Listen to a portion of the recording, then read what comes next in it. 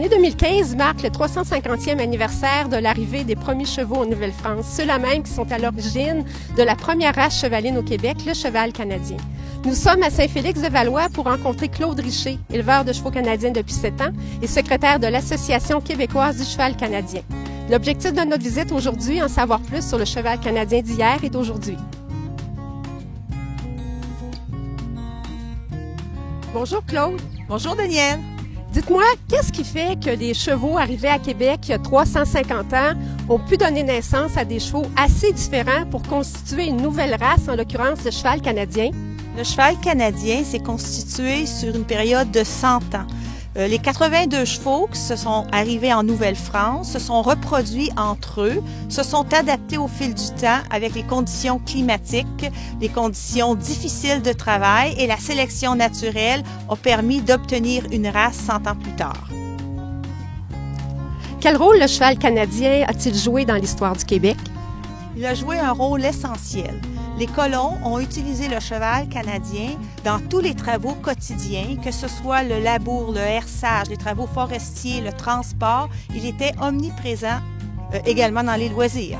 Donc, son succès a fait qu'il y a eu 2 guerres, la guerre du Bas-Canada et du Haut-Canada, la guerre de sécession, et les gens sont venus chercher nos chevaux qui étaient très forts pour les utiliser à la guerre, ce qui a fait presque disparaître la race. En 1999, le gouvernement du Québec a décrété que le cheval canadien était la race du patrimoine et en 2002, le gouvernement fédéral a décrété qu'il devenait la race nationale. Pour faire tout ça, il fallait que le cheval canadien soit robuste, qu'il y ait de l'endurance. Quelles sont ses autres caractéristiques? C'est un cheval qui est fort, c'est un cheval qui est vaillant, endurant, énergique, qui veut faire plaisir, un cheval qui analyse beaucoup au niveau physique, élégant, sportif. La majorité des chevaux sont noirs, suivis du alezan et du bay avec quelques autres couleurs. C'est un cheval qu'on reconnaît par sa longue crinière, sa queue frisée, beaucoup de poils, beaucoup de crins, des petites oreilles, une tête courte et il dégage beaucoup de puissance. Quelles sont les activités équestres qu'on peut pratiquer de nos jours avec le cheval canadien? Est-ce qu'il y a des activités qui lui conviennent plus que d'autres?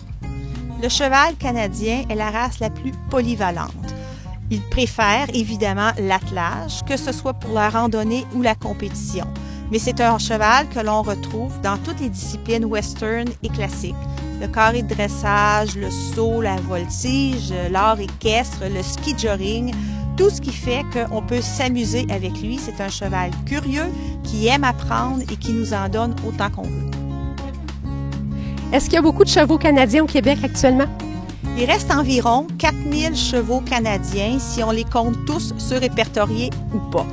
Sur 4000 chevaux, ça représente pas beaucoup par rapport à la population totale au Québec qui doit être à peu près de 150 000 chevaux actifs. La population du cheval canadien, elle est vieillissante, donc on devra faire attention dans les 10 prochaines années pour ne pas perdre la race encore une fois. Vous êtes aussi co-auteur d'un livre sur l'histoire du cheval canadien, un livre qui va paraître cette année. Il y a un lancement de prévu, je crois.